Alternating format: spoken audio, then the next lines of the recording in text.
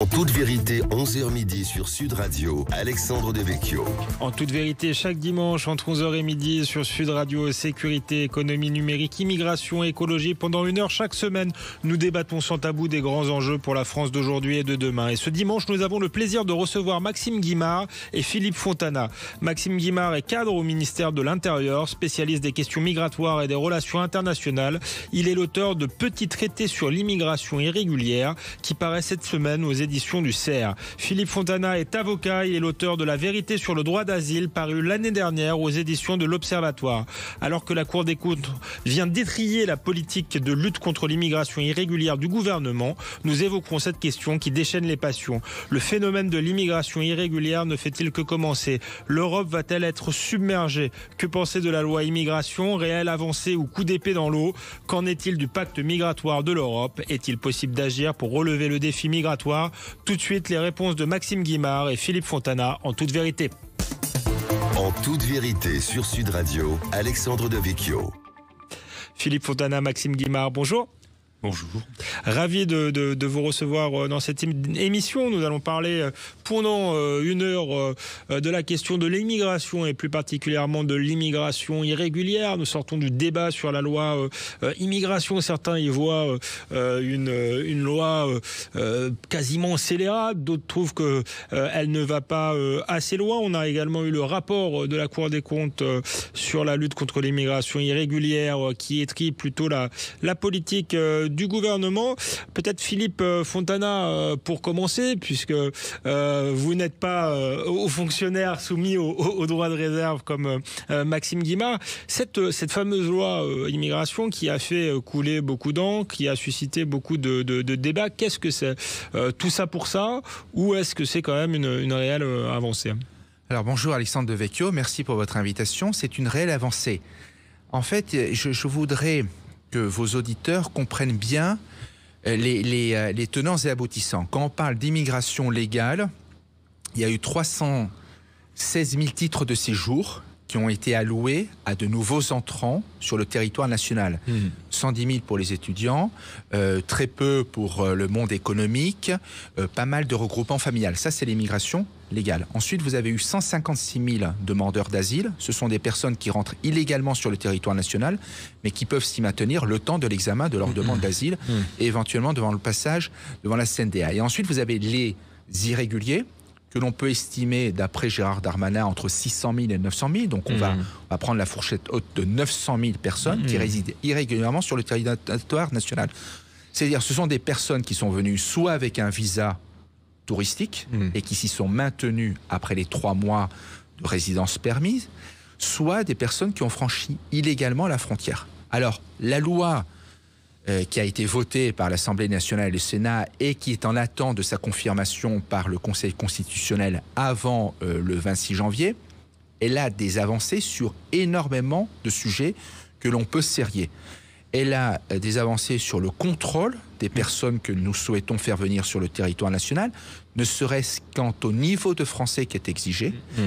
C'est une loi qui est essentiellement d'ordre public, qui permet de mieux expulser les personnes qui sont un danger pour notre société, même si elles résident légalement sur le territoire national. Encore une fois, il faut faire la distinction entre immigration légale et immigration illégale. Et c'est une loi qui permet un certain nombre d'avancées procédurales qui va permettre, je l'espère, de mieux appliquer les OQTF malgré les déficiences matérielles. Je vais vous donner un chiffre.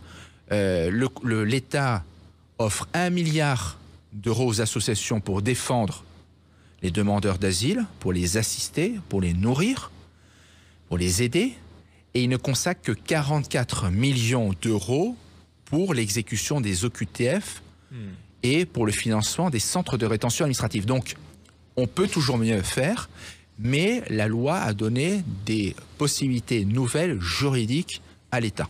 Est-ce que ça veut dire qu'il y aura désormais plus de crimes commis par des personnes sous OQTF, comme on a eu beaucoup d'affaires récentes?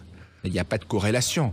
On peut pas pressentir le nombre de crimes qui seraient commis par des personnes. Non, mais c'est pas ce que je dis. Je dis qu'aujourd'hui, il y a un certain nombre de crimes.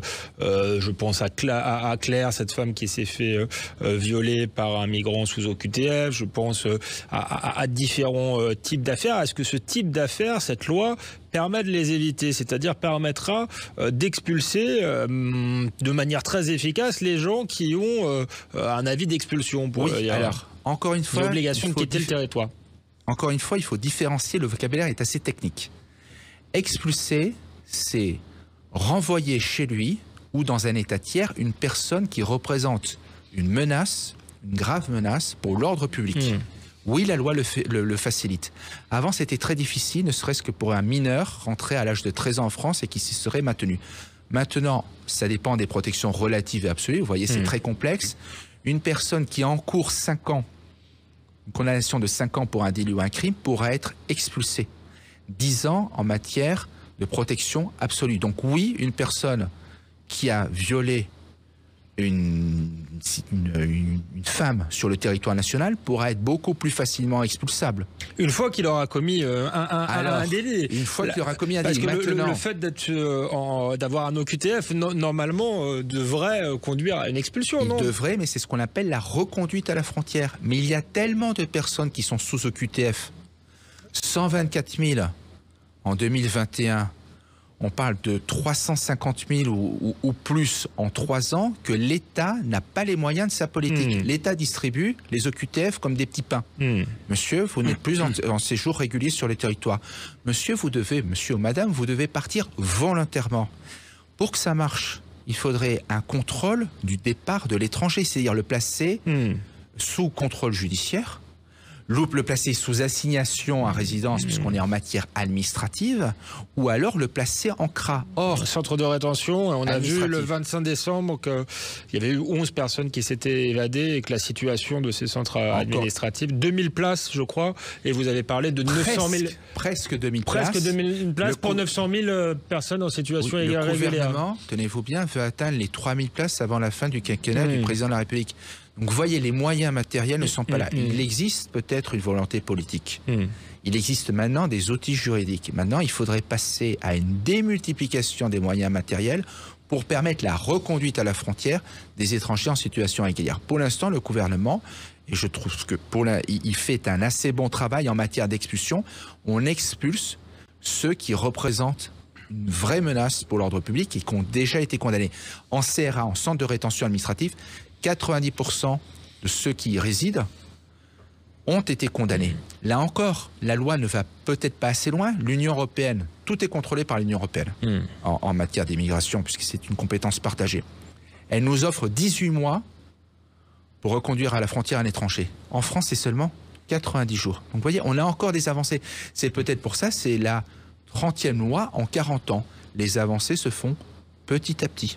Est-ce que vous êtes d'accord, Maxime Guimard? Est-ce que c'est une avancée timide? Si je résume ce qu'a dit Philippe Fontana, il pense que c'est une loi utile, mais peut-être pas à la hauteur des enjeux. Je pense que M. Fontana a réalisé une synthèse très claire de ce que contenait la loi. Je ne suis néanmoins pas d'accord sur l'ensemble de ces préconisations.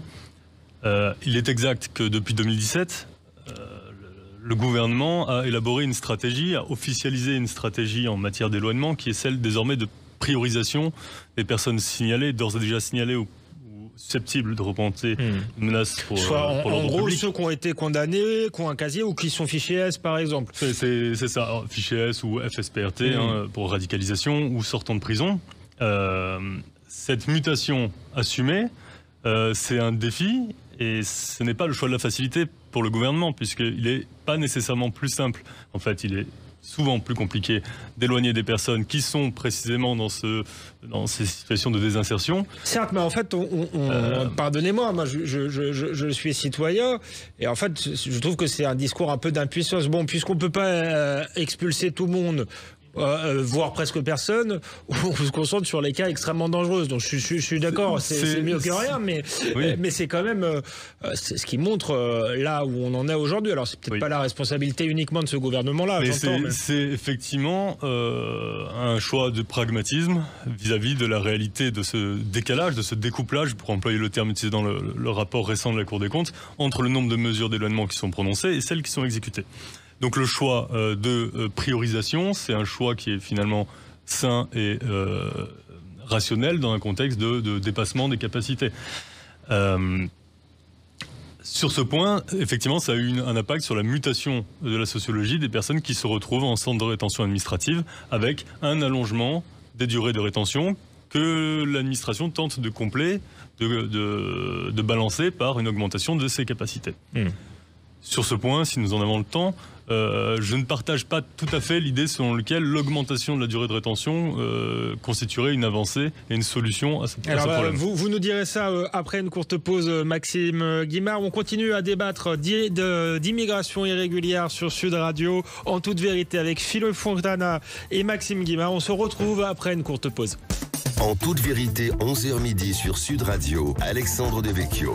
Nous sommes de retour sur Sud Radio, en toute vérité, avec Philippe Fontana, auteur de La vérité sur le droit d'asile, paru l'année dernière aux éditions de l'Observatoire, et Maxime Guimard, cadre au ministère de l'Intérieur, spécialiste des questions migratoires et de relations internationales. Il est l'auteur de Petits traités sur l'immigration irrégulière.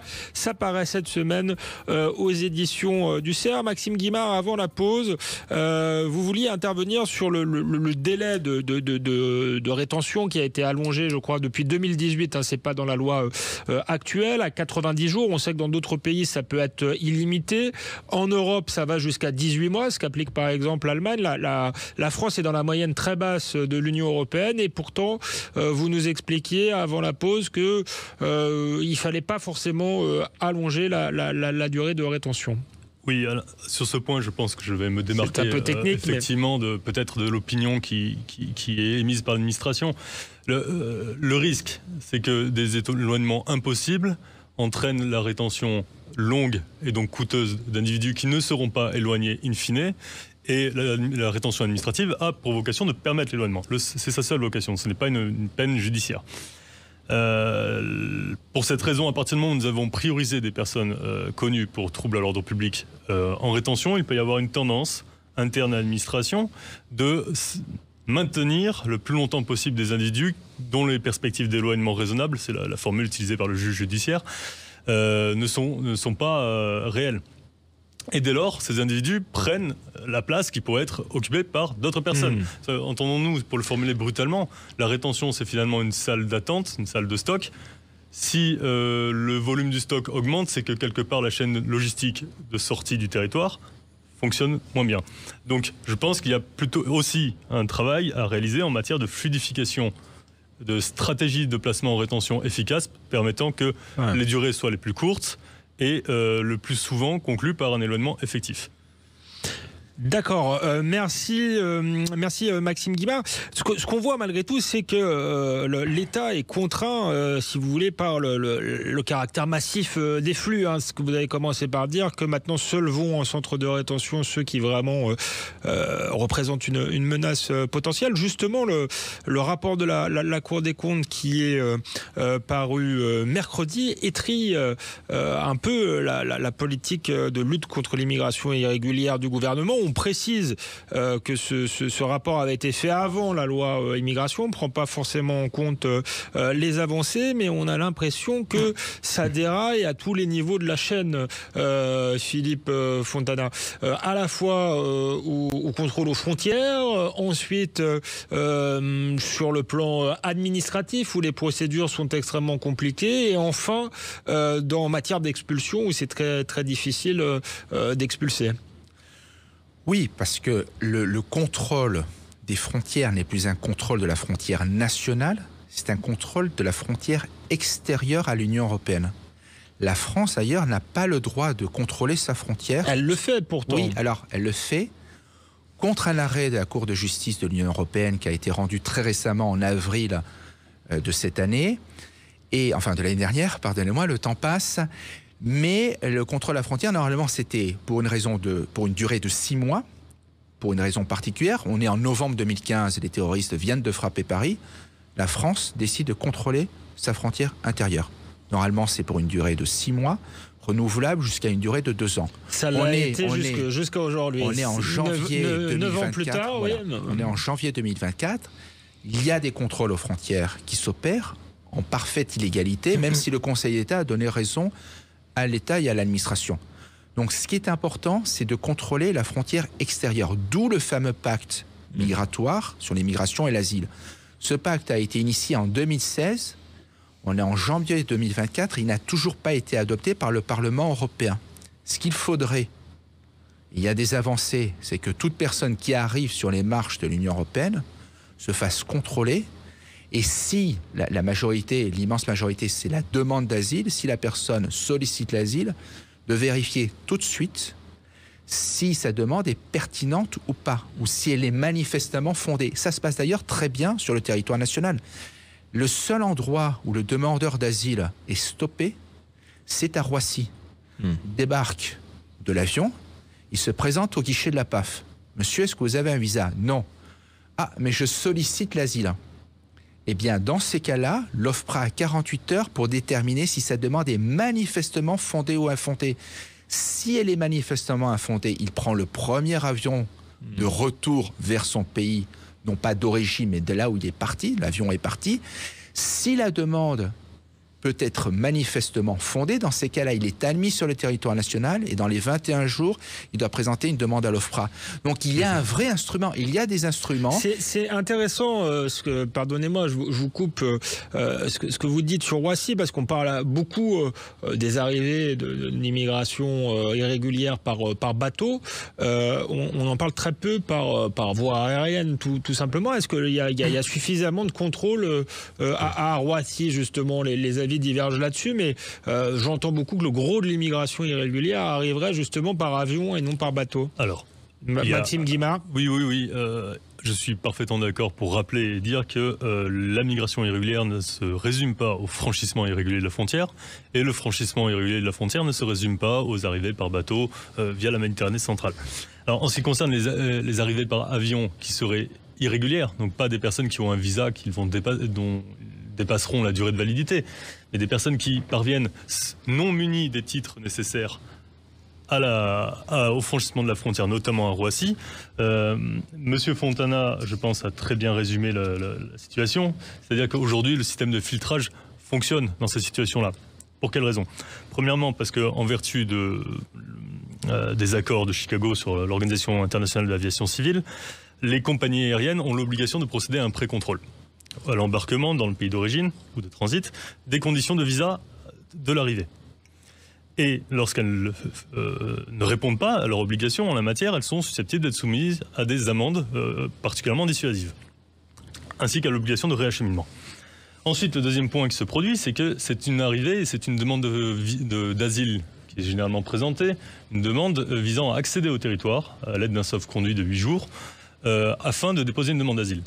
L'OFPRA rend un avis extrêmement rapide, qui est généralement suivi par le ministère, et qui permet, effectivement, malgré une articulation des droits complexes entre droit d'asile et droit de la frontière, de maintenir la personne concernée en zone d'attente, où elle est accompagnée par des associations, mais où elle n'a pas forcément eu le temps de mettre en œuvre une stratégie de soustraction à l'administration, où elle arrive par un avion qui est généralement connu, et donc nous connaissons le pays de départ, elle est souvent munie de ses documents de voyage, et donc effectivement, il y a un tri dans cette circonstance, à la zone d'attente aérienne, qui est globalement efficace et dissuasif. Au regard des montants qui sont investis par la migration irrégulière, c'est une situation qui est globalement dissuasive, même si, il est vrai que, à titre d'anecdote, qui peuvent intéresser peut-être les auditeurs, dans les 2-3 dernières années, nous avons eu des combines qui ont pu paraître dans la presse, mais qui ont pu rester un peu méconnues,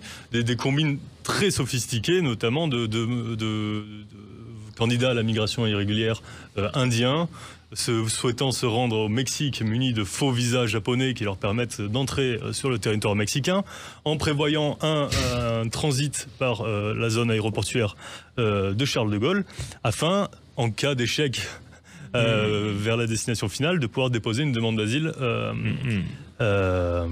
à Paris. Et c'est la raison pour laquelle l'administration a pu répondre en restaurant ce qu'on appelle des visas de transit aéroportuaire, donc qui sont un mécanisme méconnu, mais qui participent de manière décisive à la prévention des flux irréguliers. C'est très intéressant ce que vous dites sur l'avis du ministère de l'Intérieur après on va dire la suggestion de l'OFPRA.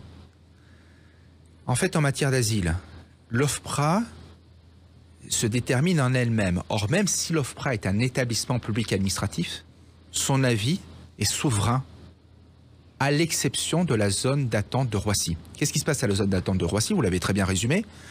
L'OFPRA donne un avis, mais ce n'est pas un avis lié. C'est-à-dire que le ministère de l'Intérieur fait ce qu'il veut.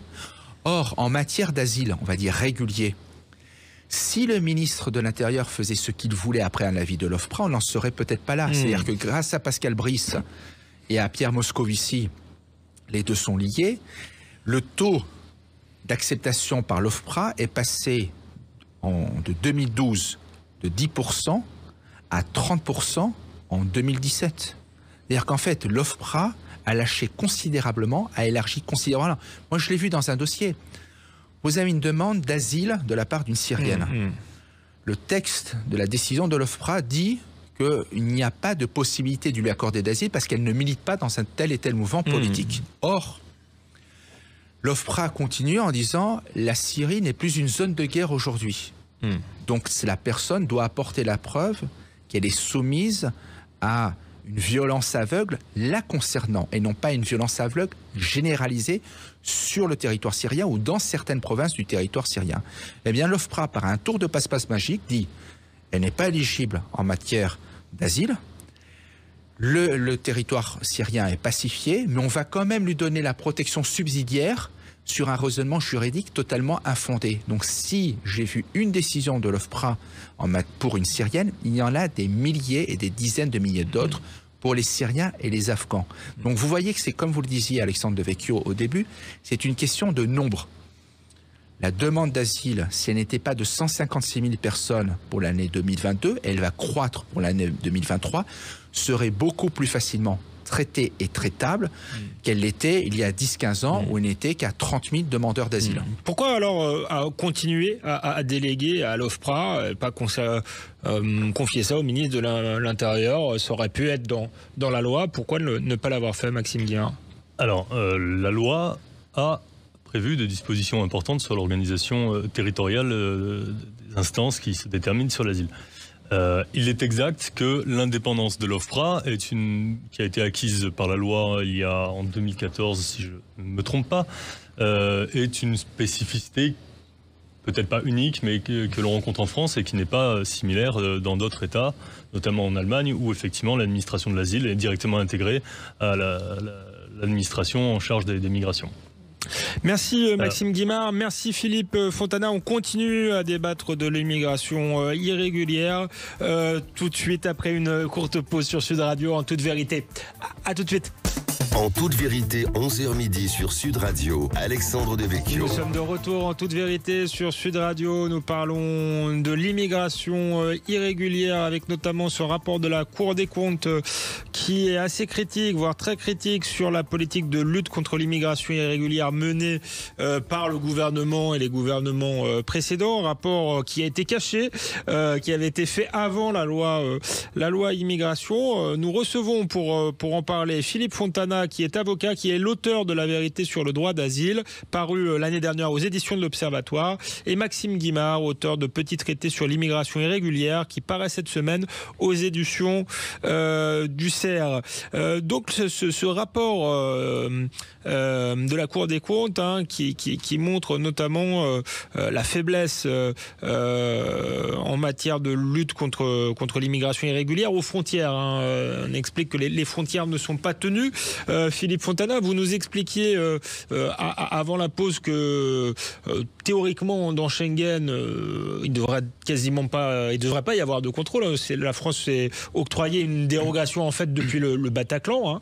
Qu'est-ce qu'il faut faire? Est-ce qu'il faut on parlait tout à l'heure du pacte migratoire de l'Europe, mais ça c'est depuis 2016 qu'on en discute. Est-ce qu'il faut contrôler tout ça à l'échelle européenne, ou est-ce qu'il faut un principe de subsidiarité et dans ce cas-là, peut-être le prendre de force. Les Républicains, mais aussi le Rassemblement national prônaient une révision constitutionnelle pour que la France redevienne souveraine en matière d'immigration. Qu'est-ce qu'on peut faire pour reprendre le contrôle des frontières, qu'elles soient nationales ou européennes, Philippe Fontana? Alors, je vais faire crier les associations par les propos que je vais vous tenir, mais ce sont des propos qui sont les plus cartésiens possibles. Le maître mot, l'enfermement. C'est-à-dire que le demandeur d'asile qui vient en France ou dans l'Union européenne, tant qu'il est enfermé, il est sous la main d'un État ou d'une organisation internationale telle que l'Union européenne. Si vous le laissez aller et venir sur le territoire national, eh bien, il va pouvoir travailler. L'Europe impose qu'au bout de 9 mois de la demande d'asile, la personne puisse travailler. La France, par la loi Collomb, qui soi-disant était une loi un peu plus répressive, en septembre 2018, l'a autorisé à travailler au bout de 6 mois. Et d'ailleurs, dans le projet de loi du gouvernement, il pouvait travailler pour certaines nationalités, celles qui ont le plus de chances d'obtenir l'asile, il pouvait même travailler directement.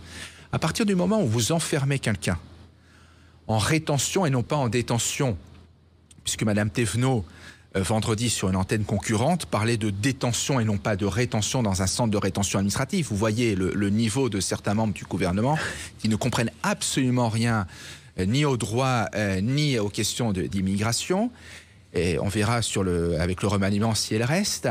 Eh bien, vous déterminez rapidement si la personne a le droit de solliciter l'asile ou pas.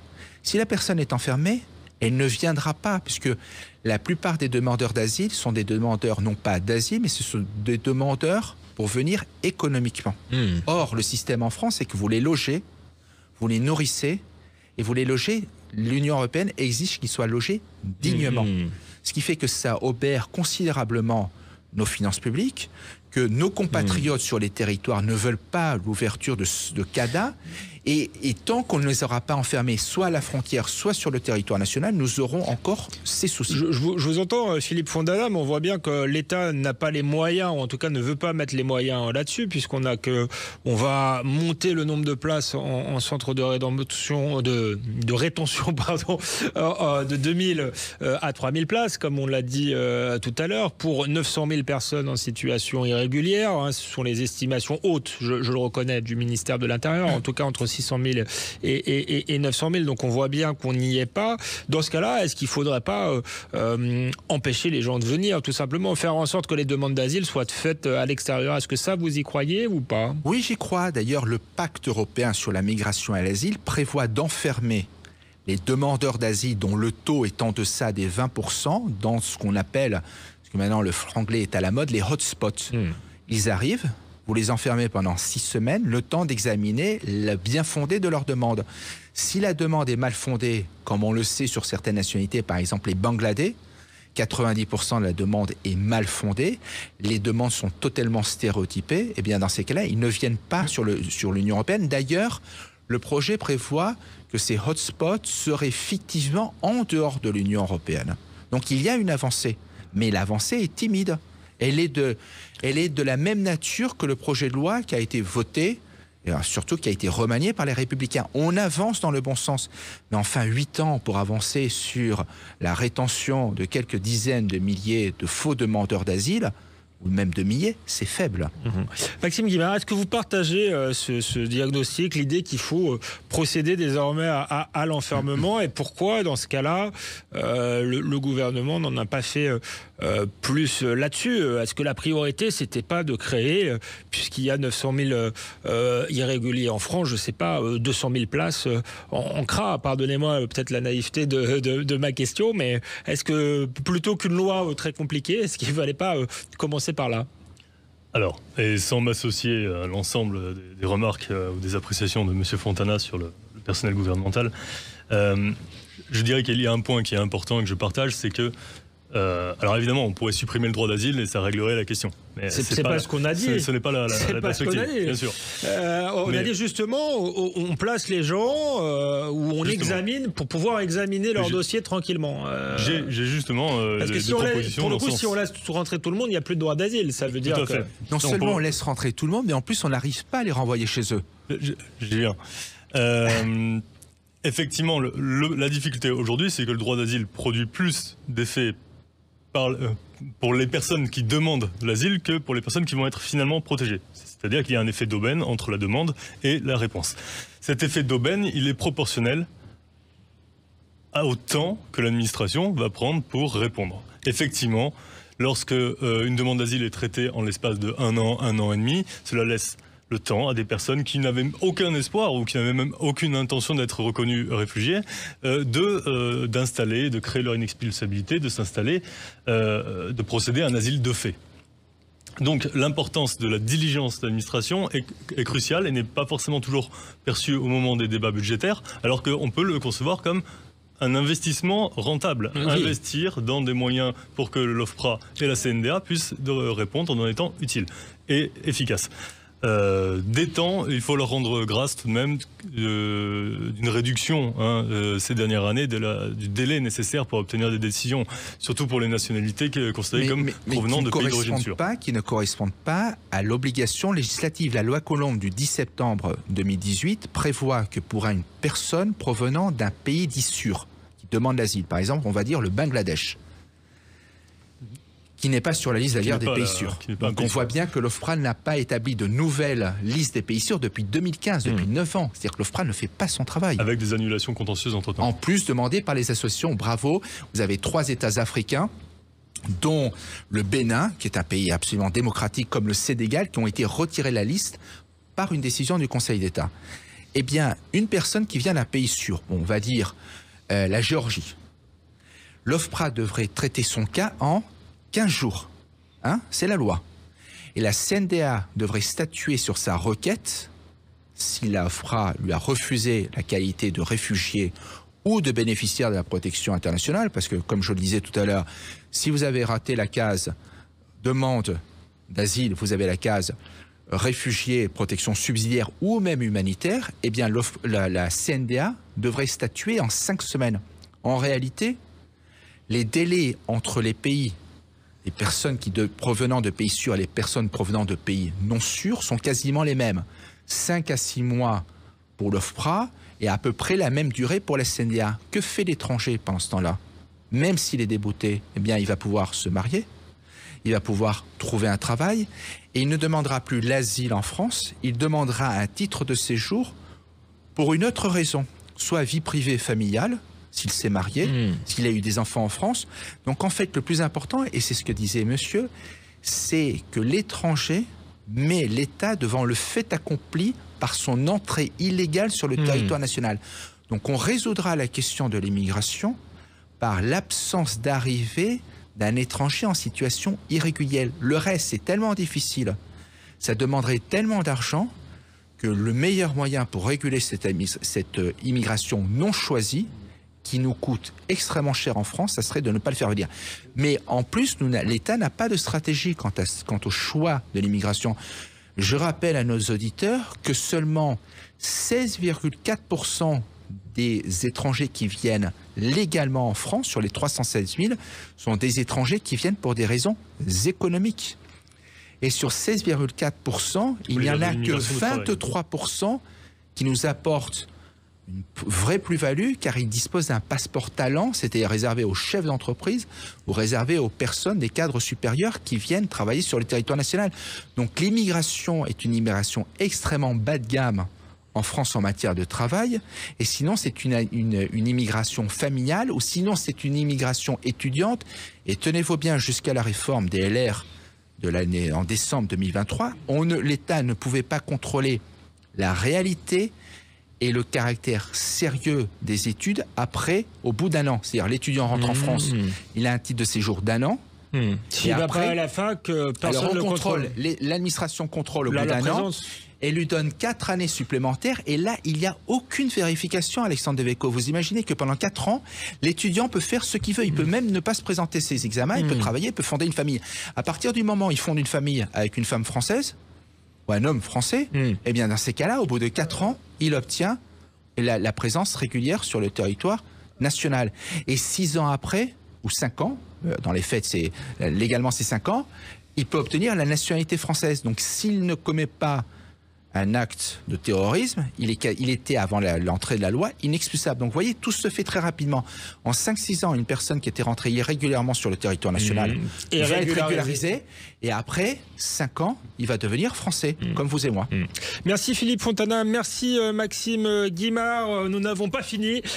Encore une dernière partie dans cette émission. En toute vérité, c'est après une courte pause, toujours avec Philippe Fontana et toujours avec Maxime Guimard. Et on continue à parler de cette question de l'immigration irrégulière, qui est une question qui est, je crois, devant nous. On essaiera d'en parler même de manière plus large. On a été assez technique là, mais on essaiera de quantifier le phénomène, de voir si l'Europe risque d'être submergée ou pas. Restez avec nous sur Sud Radio, en toute vérité.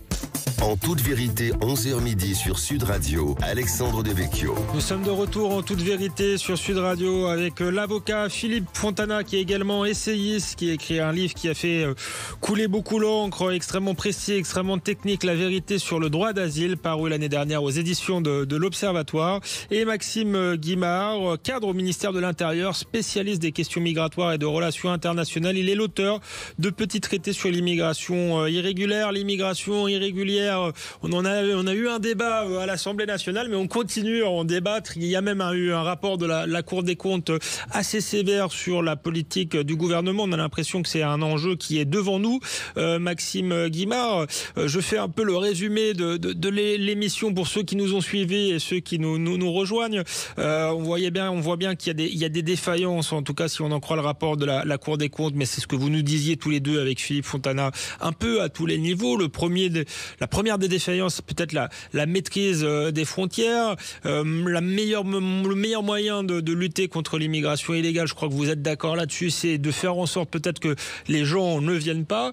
Il se trouve malgré tout qu'il y a aujourd'hui entre 600 000 et 900 000 personnes en situation irrégulière sur le territoire. C'est les chiffres du ministère de l'Intérieur. On sait précisément que 430 000 bénéficient de l'aide médicale d'État.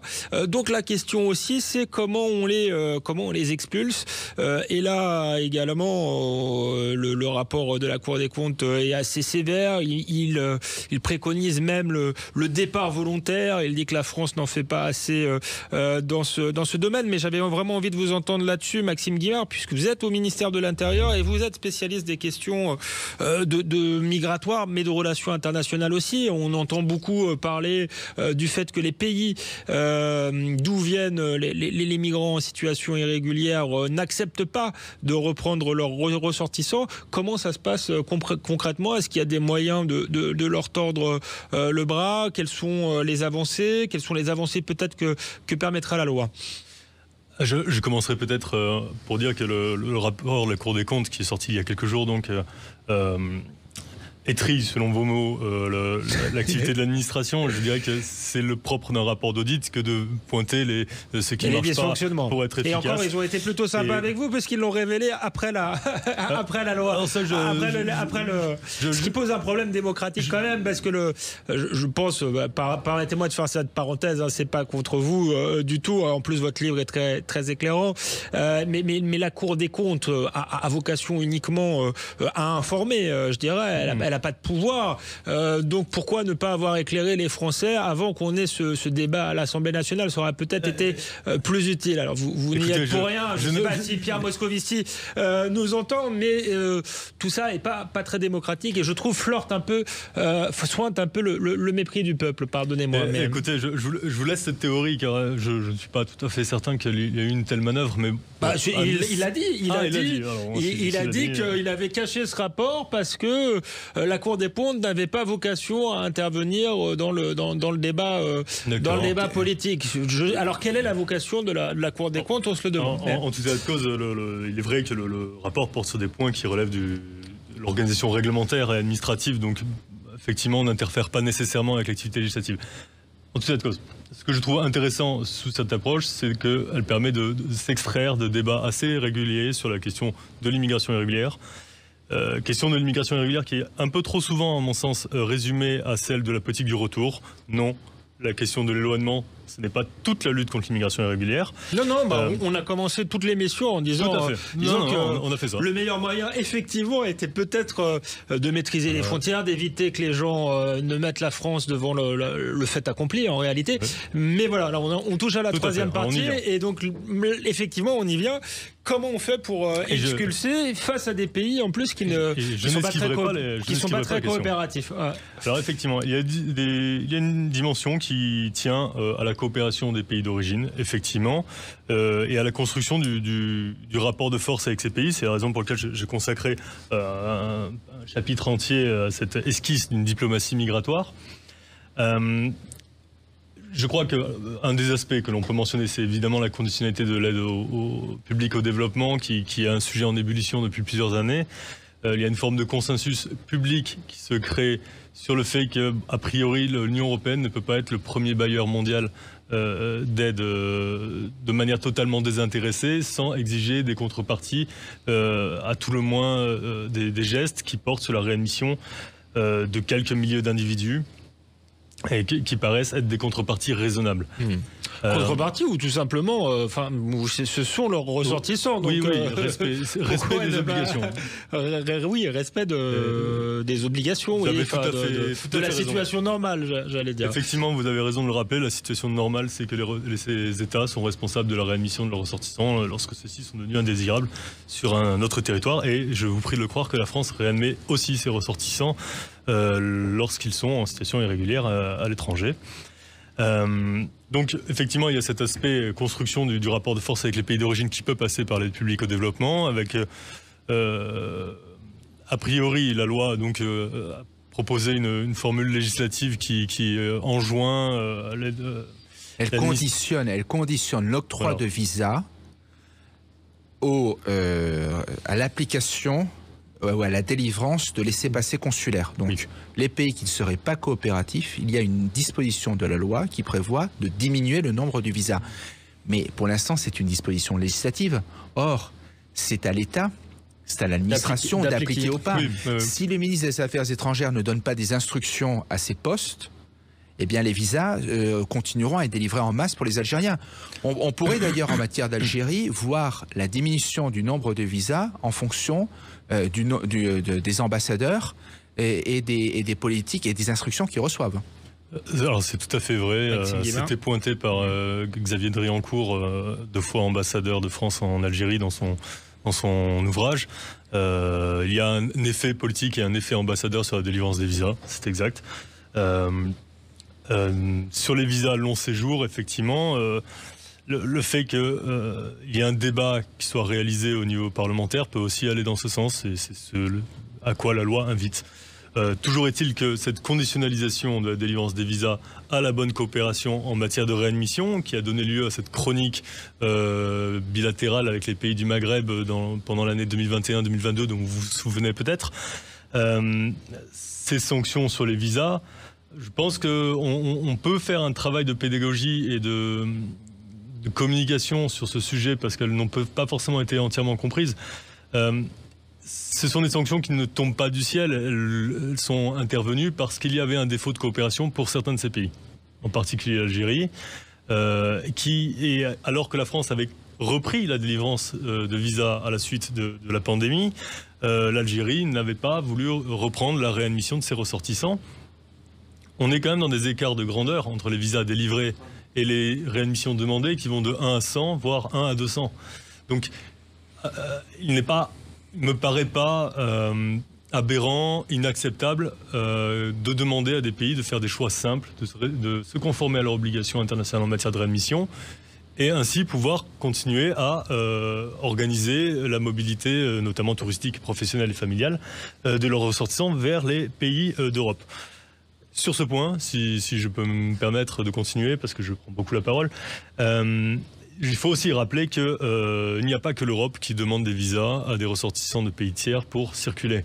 Les pays du Maghreb également sollicitent des visas et n'ont pas forcément aboli les contrôles des ressortissants de pays moins prospères vers leur territoire. Un Algérien ne peut pas se rendre à Paris sans visa, c'est vrai. Il ne peut pas en réalité non plus se rendre en Côte d'Ivoire sans visa, ni en Afrique du Sud, ni dans une bonne partie des pays africains.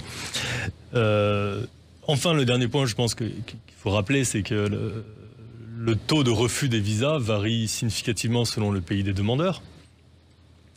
Globalement, la plupart des visas sont délivrés.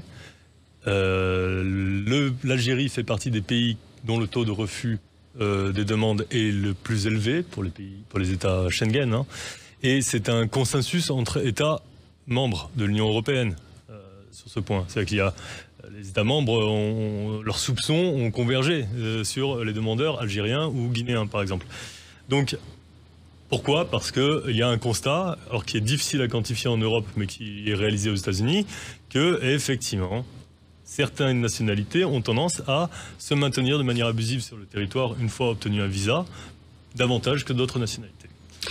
Maxime Guimard, Philippe Fontana, l'émission touche presque à sa fin. J'aurais peut-être dû commencer par là. Vous avez une minute chacun. Ça s'inscrit effectivement, ce débat, dans un contexte international où on a l'impression que l'immigration, d'ailleurs régulière et irrégulière, va être exponentielle dans les années à venir. Je me souviens du livre de Stephen Smith qui parlait de ruée vers l'Europe.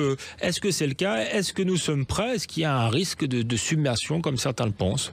Oui, pour vous donner des perspectives, jusqu'en 1986, nos amis africains n'avaient pas besoin de visa pour venir sur le territoire national. Je dis bien nos amis africains, parce qu'il y avait encore un ministère de la coopération qui a été supprimé par les socialistes en 1997. Aujourd'hui, il y a 30 millions de réfugiés dans le monde. Et vous avez une centaine de millions qui sont déplacés. On ne parle pas des guerres qui sévissent en Afrique. Au Congo, vous avez une guerre qui fait plusieurs millions de déplacés, plusieurs millions de tués, plusieurs millions de blessés. C'est vrai qu'en France, nous avons parfois une attitude un peu égoïste de se considérer comme le nombril du monde. Au contraire, moi je trouve qu'on devrait relancer la coopération avec l'Afrique, la poser sur des vraies bases. Et le président de la commission des lois au Sénat, François-Noël Buffet, et le rapporteur de la loi au Sénat, Muriel Jourda, écrivaient encore dans leur rapport que la France n'a pas de politique en matière d'immigration. Elle n'en a pas. Donc, l'immigration ne se résume pas à l'éloignement et à l'expulsion des étrangers. C'est une politique qui doit être pensée et généreuse envers nos amis, surtout nos amis africains. Maxime Guimard, pour terminer sur cette question du risque de submersion, quel est l'enjeu et est-ce que finalement c'est pas devant nous finalement de ces grandes migrations régulières et irrégulières d'ailleurs? Et il est vrai que quand j'explique que je travaille sur les questions migratoires, il m'est arrivé régulièrement qu'on me dise que c'est un sujet d'actualité. Je pense que rien n'est plus faux. Les déterminants de longue durée qui provoquent les flux migratoires, à savoir une croissance démographique asymétrique dans le monde, une croissance économique, elle aussi asymétrique, et une amélioration des techniques de transport et de communication, conditionnent de manière extrêmement prévisible, depuis presque un siècle, le fait qu'il y a des mobilités, une pression à la mobilité de plus en plus forte. Et c'est un phénomène qui, toute chose étant égale par ailleurs, c'est-à-dire si l'Union européenne demeure dans la typologie mondiale des régimes de répression ou de contrôle de l'immigration, si l'Union européenne demeure un îlot, on va dire, de répression molle, ce qu'elle est par rapport à l'anglosphère ou même aux pays du Sud, qui éloignent et contrôlent l'immigration de manière plus brutale que l'Union européenne, et bien dans ce contexte, la pression aux frontières demeurera. Donc c'est une inquiétude. L'inquiétude des Européens, le fait que l'on parle tout le temps de l'immigration, ou presque, vient de là. Et je ne suis pas sûr que, en fait, cet équilibre-là qui est proposé apporte beaucoup de solutions pour les pays de départ non plus. Merci Maxime Guimard, merci Philippe Fontana. On va donc reparler d'immigration sans doute dans les semaines, dans les mois et dans les années à venir, puisque vous nous dites tous les deux que c'est un sujet de longue durée. Merci en tout cas d'avoir été avec nous. C'était très éclairant, très précis comme d'habitude. Achetez les livres de Maxime Guimard, petit traité sur l'immigration irrégulière. C'est préfacé par Dominique Régnier, c'est aux éditions du CERF et ça paraît cette semaine. Et toujours le livre indispensable de Philippe Fontana, La vérité sur le droit d'asile, paru l'année dernière aux éditions de l'Observatoire. Merci. Je vous laisse avec les informations et je vous dis à la semaine prochaine pour un nouveau numéro de En toute vérité.